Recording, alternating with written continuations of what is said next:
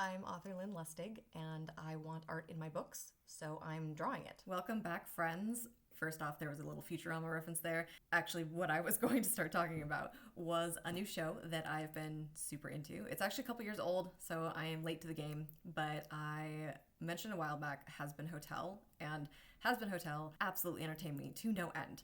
I loved the music, I loved the story, I love how they handled the characters. It was great.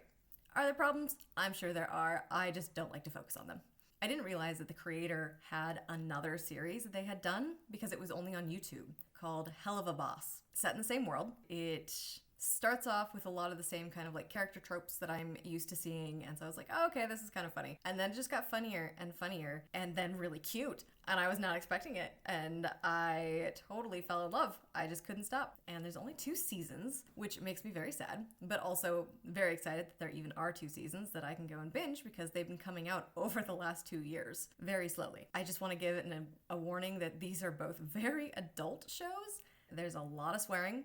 There's a lot of innuendo. There's a lot of straight up sex. There is a lot of deviant activity. It's basically just makes me question why I like these things and what is wrong with me. But so far they have been deeply satisfying because not only have they been, really leaning on the comedy and hitting these notes of being brutally honest in really inappropriate ways. It's kind of amazing. What surprised me the most about the series is the depth of heart that ended up being in this story. I did not see it coming. I thought that this was going to be much more in the vein of quick quips, violent comedy, some shock value, but honestly, they started developing the relationships. As a romantic author, I am such a sucker for a really good relationship, and the way that they are setting this up between 2 of the characters really has my heart rooting for them. I want them to be together so much. From a storytelling standpoint, the creator definitely knows what they are doing because they are setting up all of the right cues and preparing the audience for exactly what's going to come. All I need to do is wait for it, and I don't want to wait for it. And that right there is the mark of some storytelling genius. Of course, the problem now is that I cannot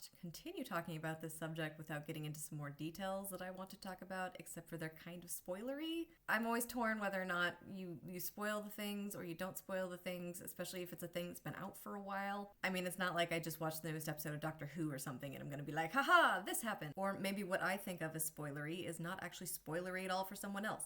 I don't know. I'm not very good at this. However, I will just go ahead and say that it was adorable, hilarious, highly recommend. Moving on from questioning what level of horrible person I am, let's talk about something wholesome to make up for the fact that I'm apparently a terrible person.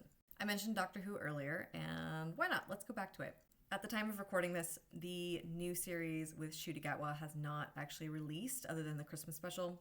So forgive me if this is now out of date as far as fandom is concerned. But for a 60-year-old show, I am super impressed that they are taking it into this new direction. They're introducing a lot more fantasy into what was just a science fiction show.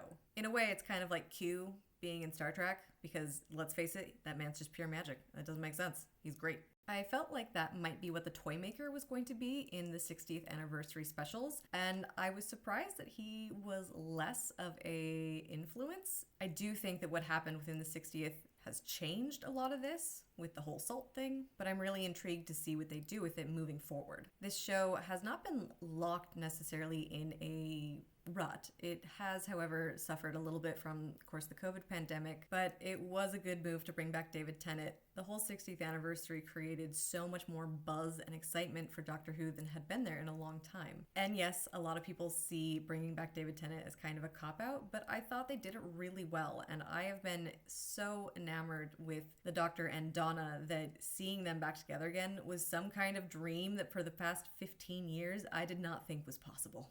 I do recognize that I'm also particularly optimistic about story, and especially with creators that I have trusted in the past. And I think that the writers on Doctor Who are really brave because that cannot be an easy job. I know there's a lot of the fandom that is really upset about the bi-generation thing. I am not. It's going to depend entirely on what they do with it. I'm really pleased that the Doctor gets to have a happily ever after for the first time ever, and it happens to be with a particular best friend pairing that I cannot get enough of. I have officially rambled on too long, so bounce down to the comments and tell me what you're really looking forward to with either of these shows. But until next time, like, subscribe, and come back soon. See ya.